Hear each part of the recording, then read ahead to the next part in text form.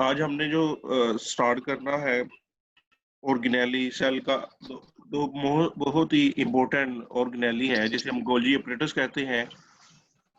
Golgi apparatus को सबसे पहले कैमिलो गोल्जी ने डिस्कवर किया था 1898 में।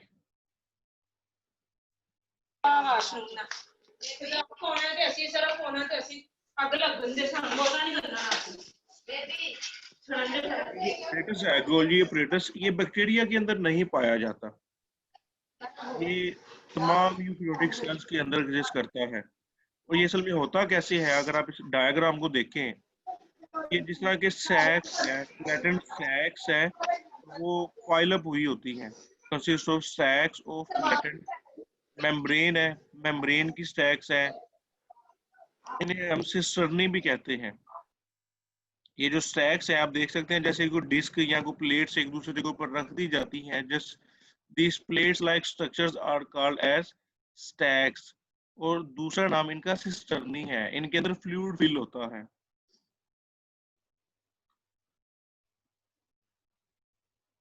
और इस पूरे स्टैक्स को या सिस्टर्नी का जो ढेर लगा हुआ है, इसको हम गोल्जी अपरेटस कहते हैं।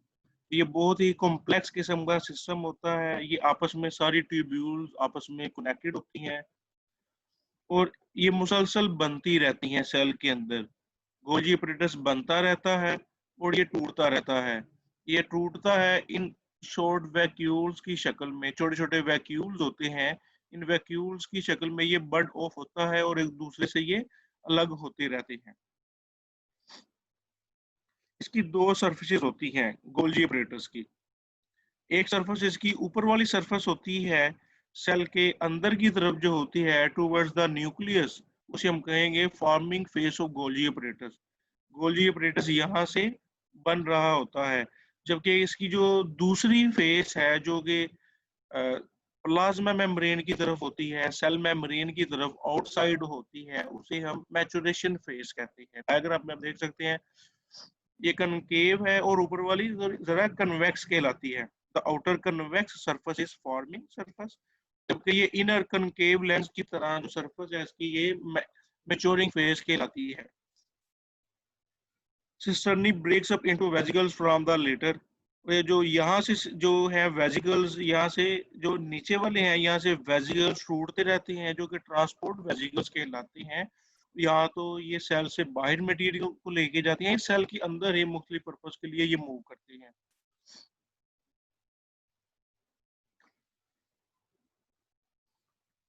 इसकी गोल्जी अपरेटस की डेफिनेशन, इसकी डिस्कवरी और उसके अलावा इसका स्ट्रक्चर, इसकी फॉर्मिंग फेज, इसकी मैच्योरेशन फेज, ये बहुत ही इंपॉर्टेंट है।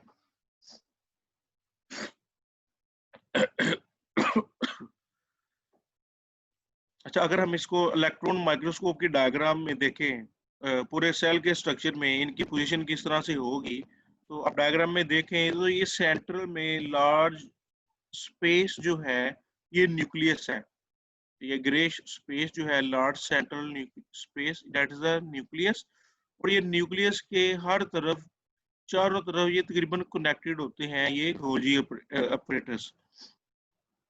ये देखें, ये गोल्जी अपरेटस है और ये रफ एंडोप्लाज्मिक रेटिकुलम से कुछ वेसिकल्स निकलते हैं, वो इसको बना रहे होते हैं। गोल्जी अपरेटस के से फिर जो कुछ वेसिकल्स रिलीज होते हैं वो सेल से बाहर जा रहे होते हैं, या फिर वो सेल्स के अंदर मुख्तलिफ लाइजोसोम्स या गोल्जी अपरेटस के वैक्यूल्स बनाते हैं जो कि सेल में मुख्तलिफ डाइजेशन या ट्रांसपोर्ट या मॉडिफिकेशन का फंक्शन परफॉर्म करते हैं।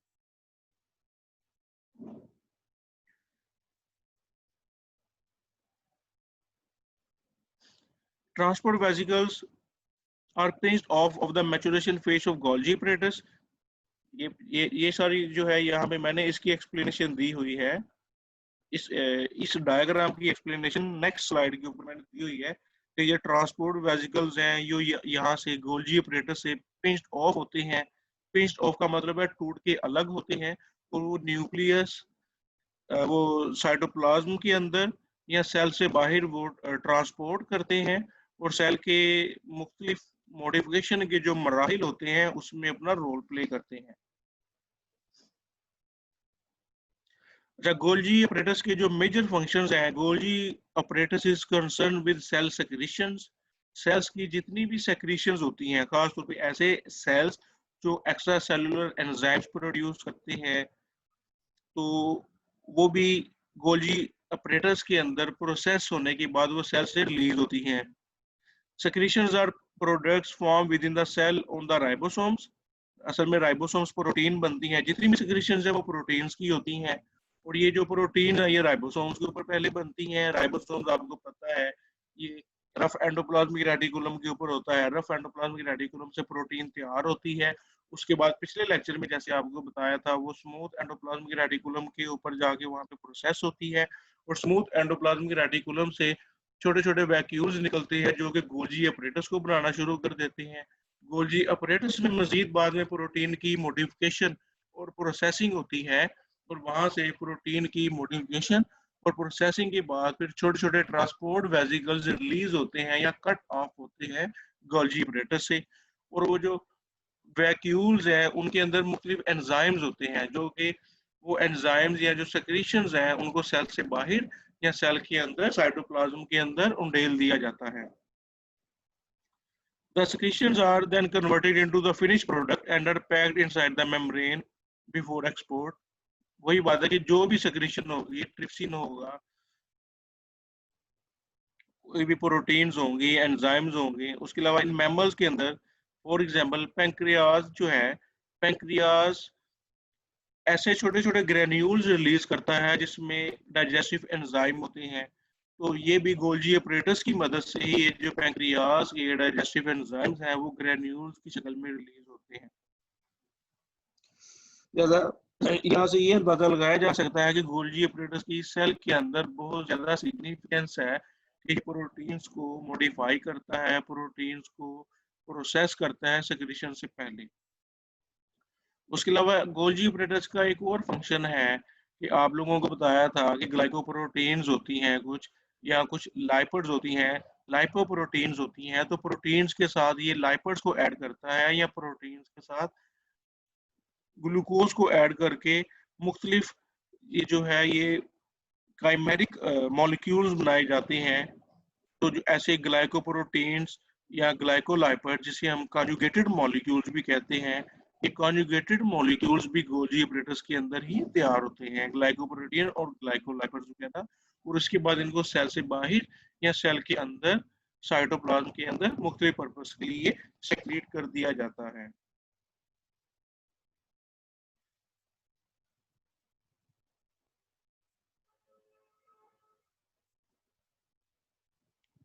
इसके बाद हम नेक्स्ट टॉपिक जो स्टार्ट करेंगे वो है लाइसोसोम। लाइसोसोम जो है ये साइटोप्लाज्मिक ऑर्गेनेलिस कहलाते हैं। और ये आपस में ही मोर्फोलॉजी के लिहाज से काफी ज्यादा डिफरेंट होते हैं। सबसे पहले इनको जो दे जो 1949 में एक साइंटिस्ट ने डिस्कवर किया था, लाइसोसोम का जो लफ्जी मतलब है, लाइसो का मतलब होता है स्प्लिटिंग और सोमा का मतलब होता है बॉडी। तो लाइसोसोम का मतलब हुआ है स्प्लिटिंग बॉडी। तो मतलब ये सेल के अंदर साइटोप्लाज्म में मुख्तलिफ पार्टिकल्स की, मुख्तलिफ मॉलिक्यूल्स की ब्रेक डाउन करते हैं, मतलब उनकी ये स्प्लिटिंग करते हैं। लाइसोसोम्स के अंदर वो मॉलिक्यूल्स, लार्जर मॉलिक्यूल्स एब्जॉर्ब होते हैं। उसके बाद लाइसोसोम्स के अंदर जो डाइजेस्टिव मॉलिक्यूल्स होते हैं वो उस लार्जर मॉलिक्यूल्स की ब्रेक डाउन करते हैं और स्मॉलर मॉलिक्यूल्स को प्रोड्यूस करते हैं। उसके अलावा लाइसोसोम का दूसरा इंपॉर्टेंट फंक्शन है कि कोई भी फॉरेन पार्टिकल, चाहे वो कोई पैथोजन हो या कोई बैक्टीरिया हो, तो सेल के अंदर ऐसे फॉरेन पार्टिकल को फौरन से लाइसोसोम एनगल्फ करते हैं, उसको डाइजेस्ट करते हैं, उसके बाद उसकी ब्रेकडाउन कर देते हैं। तो ऐसा प्रोसेस फेगोसाइटोसिस भी कहलाता है, कि सेल का ईटिंग प्रोसेस। जितने भी फेगोसाइटोसिस के प्रोसेस है वो लाइसोसोम ही कंट्रोल करता है। आपने ये 9th क्लास में या 10th क्लास में पढ़ा होगा कि सेल ईटिंग प्रोसेस फेगोसाइटोसिस कहलाता है, कि जिसमें सेल को सॉलिड सबस्ट्रेट को, सॉलिड थिंग को डाइजेस्ट करता है वो फेगोसाइटोसिस। अगर ये कोई लिक्विड ड्रॉपलेट को वो इनटेक करे तो वो पिनोसाइटोसिस कहलाता है। लिहाजा फेगोसाइटोसिस का जो प्रोसेस है वो लाइसोसोम ही कंट्रोल कर रहे होते हैं। अच्छा, जो लाइसोसोम है ये एनिमल सेल्स के साइटोप्लाज्म में बहुत ज्यादा तादाद में पाए जाते हैं और वहाँ पे इनकी फेगोसिटिक एक्टिविटी भी बहुत ज्यादा होती है। लाइसोसोम की जो हम डेफिनेशन की बात करेंगे तो लाइसोस यहाँ से इसकी डेफिनेशन स्टार्ट होगी। They are bounded by single membrane and are simple sacs rich in acid phosphatases and several other hydrolytic enzymes. यहाँ तक इसकी ये डेफिनेशन होगी। इसको मैं थोड़ा सेपरेट कर देता हूँ।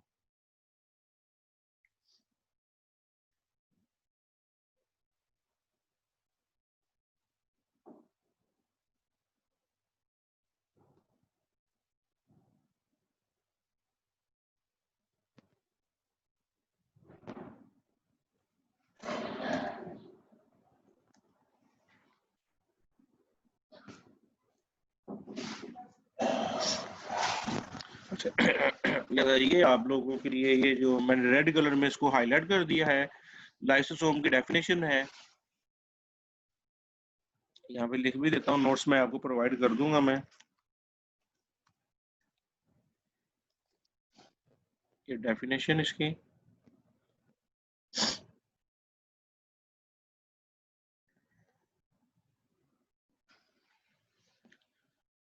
lysosomes are bounded by single membrane and are simple sacs। और ये छोटे छोटे सैक्स हैं, छोटी छोटी थैलियां हैं, छोटी छोटी आप पॉकेट्स कह लें जो कि साइटोप्लाज्म के अंदर मौजूद होती हैं। सिंगल मेम्ब्रेन बोन स्ट्रक्चर है और इसके अंदर खास किस्म का एंजाइम होता है जिसे हम कहते हैं एसिड फॉस्फेटेजेस।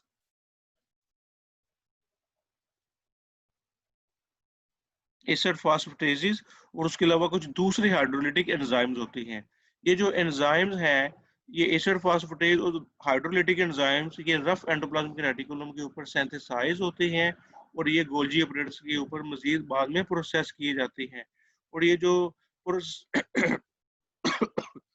प्रोसेस एंजाइम्स हैं गोल्जी ऑपरेटर्स के अंदर प्रोसेस होते हैं और वहां से ये छोटे छोटे वैक्यूल्स की शक्ल में ये कट ऑफ होते हैं, वहां से कटते हैं, टूटते हैं और उसके बाद अलग होने के बाद ये साइटोप्लाज्म में या सेल से बाहर सेक्रीट कर दिए जाते हैं। खैर ये तो सेल के अंदर ही रहेंगे, तो इन्हें हम प्राइमरी लाइसोसोम कहते हैं। प्राइमरी लाइसोसोम के अंदर डाइजेस्टिव एंजाइम्स होते हैं जो कि फूड पार्टिकल को डाइजेस्ट करने की सलाहियत रखते हैं। हम इसको डायग्रामेटिकली थोड़ा देखते हैं। सबसे पहले ये नीचे डायग्राम जहाँ पे लिखा हुआ है rough endoplasmic reticulum. Rough endoplasmic reticulum के साथ आपको पता है राइबोसोम्स अटैच होते हैं। ये राइबोसोम्स प्रोटीन को सिंथेसाइज करते हैं और ये प्रोटीन राइबोसोम से तैयार होने के बाद रफ एंडोप्लाज्मिक रेटिकुलम की इंटरनल स्पेस में भेज दी जाती है कि यहाँ पर प्रोसेस होती है। रफ एंडोप्लाज्मिक रेटिकुलम से वैक्यूल रिलीज होते हैं और वो गोल्जी अपरेटस को बनाते हैं और गोल्जी अपरेटस में बाद में ये मजीद जो प्रोटीन्स है या ये जो एंजाइम्स हैं वो प्रोसेस होते हैं। प्रोसेस होने के बाद फिर वहां से छोटे छोटे वैक्यूल्स कट ऑफ होते हैं जिसे हम लाइसोसोम कहते हैं। ये इन्हें हम प्राइमरी लाइसोसोम भी कहते हैं। अब ये जो प्राइमरी लाइसोसोम है ये सेल के अंदर मौजूद जो फूड वैक्यूल होंगे, फूड वैक्यूल जो कि फूड वैक्यूल बनते हैं कि सेल से बाहर कोई भी फूड पार्टिकल होता है वो फेगोसाइटोसिस प्रोसेस की वजह से सेल के अंदर एक फूड वैक्यूल बना देता है। प्राइमरी लाइसोसोम इस फूड वैक्यूल के साथ मिलके एक डाइजेस्टिव वैक्यूल बनाते हैं। ये डाइजेस्टिव वैक्यूल जिसमें फूड की डाइजेशन स्टार्ट हो जाती है एसिड फॉस्फेटेजेस और हाइड्रोलिटिक एंजाइम्स की मौजूदगी में, ऐसे वैक्यूल को हम सेकेंडरी लाइसोसोम भी कहते हैं। सेकेंडरी लाइसोसोम के अंदर डाइजेशन का प्रोसेस स्टार्ट हो जाता है और उसमें जब जैसे ही डाइजेशन मुकम्मल होती है ये डाइजेस्टेड मटेरियल साइटोप्लाज्म के अंदर एब्जॉर्ब हो जाता है और जो उसके अंदर वेस्ट प्रोडक्ट होता है उसको एक्सोसाइटोसिस के प्रोसेस की मदद से सेल से प्लाज्मा मेम्ब्रेन के थ्रू बाहर की तरफ एक्सपोर्ट कर दिया जाता है। इसके अलावा सेल्स के अंदर कुछ दूसरे जो डैमेज ऑर्गेनेलीज होते हैं, डैमेज लाइसोसोम, डैमेज वैक्यूल्स या डैमेज माइटोकॉन्ड्रिया या कुछ डैमेज प्रोटीन्स या डैमेज साइटोस्केलेटन, तो लाइसोसोम्स ऐसे डैमेज सेलुलर ऑर्गेनेलिस को एनगल्फ करने के बाद उनकी भी ब्रेकडाउन करता है और उनको सेल्स के साइटोप्लाज्म में डिसॉल्व कर देता है। लिहाजा लाइसोसोम का जो फंक्शन है वो डाइजेशन के साथ साथ डैमेज ऑर्गेनेलिस को रिमूव करना भी होता है। लिहाजा सेल्स के अंदर लाइसोसोम बहुत ही इंपॉर्टेंट अहमियत रखते हैं क्योंकि ये ड्यूल फंक्शंस परफॉर्म करते हैं। सॉरी, ये सेल्स ये फूड को डाइजेस्ट करते हैं। फूड को डाइजेस्ट करने के साथ साथ सेल्स के अंदर जो पुराने फटे पुराने ऑर्गेनेलिज होते हैं, ओल्ड ऑर्गेनेलिज होते हैं, सेलुलर ऑर्गेनेलिज, उनकी रिपेयर और उनकी मेंटेनेंस में भी अहम रोल प्ले करते हैं।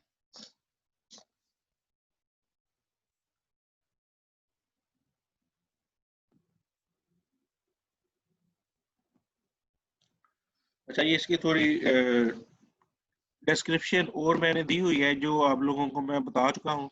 अच्छा, इसके अलावा अगर इसमें कोई प्रॉब्लम हो जाए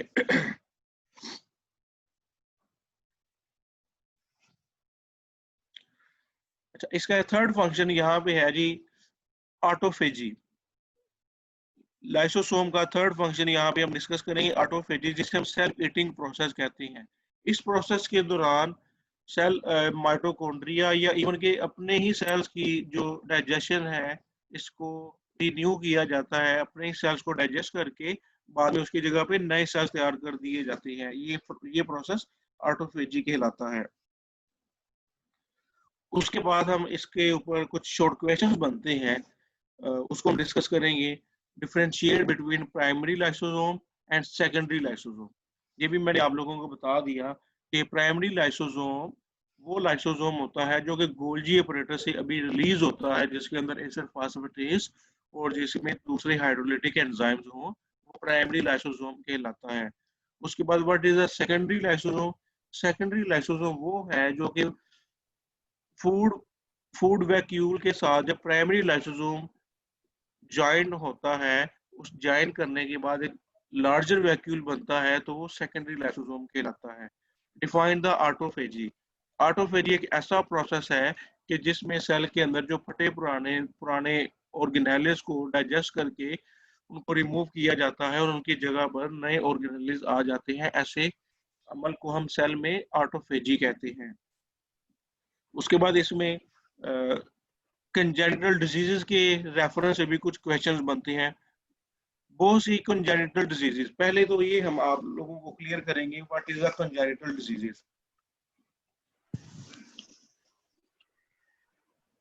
आप लोगों ने ये पहले भी लेक्चर लिया होगा किसी एकेडमी में। मैं इसको हाईलाइट कर देता हूँ रेड कलर में, कंजेनिटल डिजीजेस अंडरलाइन भी कर दी है। डिजीजेस दो किस्म की होती हैं। एक तो वो होती हैं जो एक्वायर्ड होती हैं। एक्वायर्ड मतलब कि एनवायरनमेंट से लग जाएं या किसी और फैक्टर की वजह से लगता है। एक डिजीज वो होती है जो हेरिडिटी डिजीजेस कहलाती है, बायोलॉजी में आप पढ़ेंगे हेरिडिटी डिसऑर्डर कहलाती है। हेरिडिटी डिसऑर्डर जो है ये विरासती या जेनेटिक डिसऑर्डर है जो कि नस्ल दर नस्ल जो बीमारियां ट्रेवल करती हैं उन्हें जेनेटिक डिसऑर्डर कहा जाता है।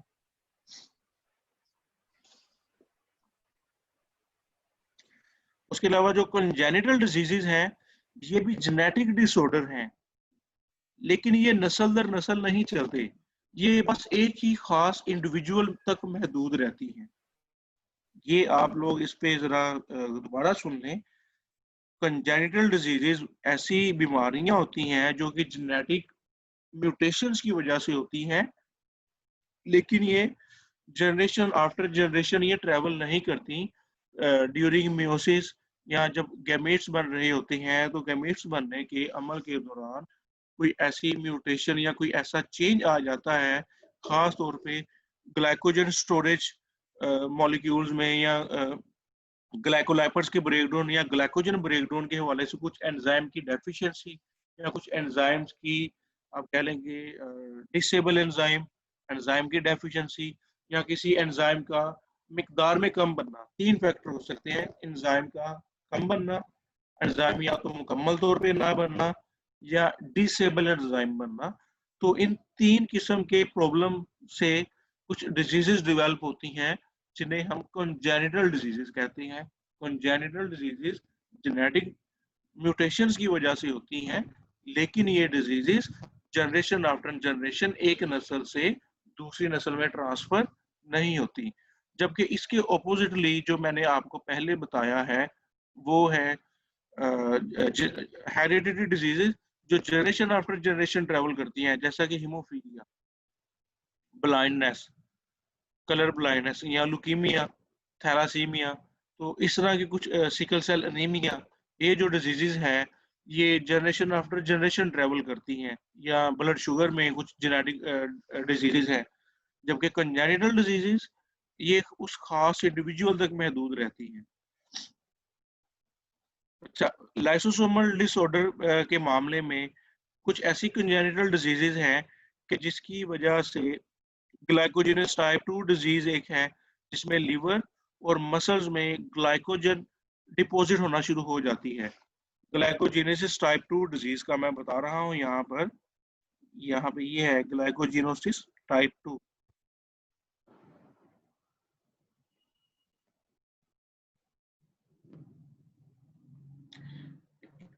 ये भी शॉर्ट क्वेश्चन है आपके एग्जाम के हवाले से। ग्लाइकोजेनोसिस टाइप 2 डिजीज जिसमें लीवर और मसल्स के अंदर मेम्ब्रेन बोन ऑर्गेनेलिस के अंदर ग्लाइकोजन डिपॉजिट होना शुरू हो जाती है। इस डिजीज में असल में होता क्या है कि एक एंजाइम जो कि ग्लाइकोजन को ग्लूकोज में कन्वर्ट करता है वो एब्सेंट होता है।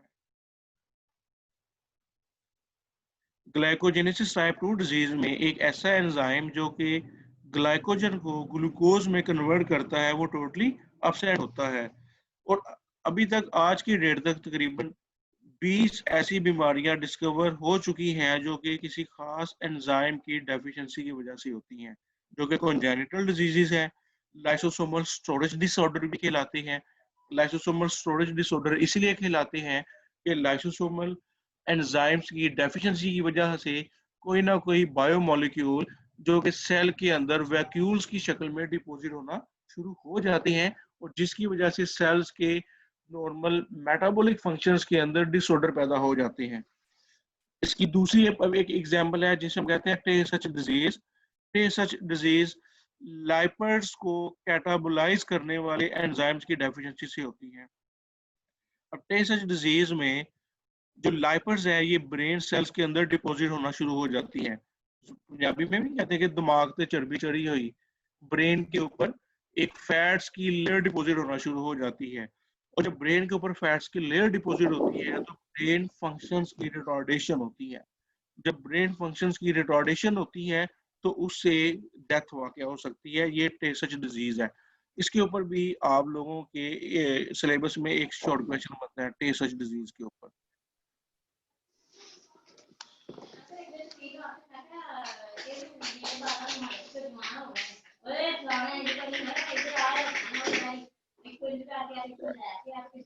यहाँ आज का जो टॉपिक है यहाँ तक हम क्लोज करते हैं, जिसमें हमने गोल्जी ऑपरेटर्स और लाइसोसोम को डिस्कस किया। गोल्जी ऑपरेटर्स की डेफिनेशन, उसका स्ट्रक्चर, उसका फंक्शन, उसके बाद हमने लाइसोसोम, लाइसोसोम का स्ट्रक्चर, लाइसोसोम का फंक्शन और लाइसोसोमल स्टोरेज, लाइसोसोम के साथ जो कंजेनिटल और हेरिडिटरी डिजीजेज में हमने डिफरेंस देखा। किसी स्टूडेंट ने कोई क्वेश्चन पूछना हो, ही इज मोस्ट वेलकम।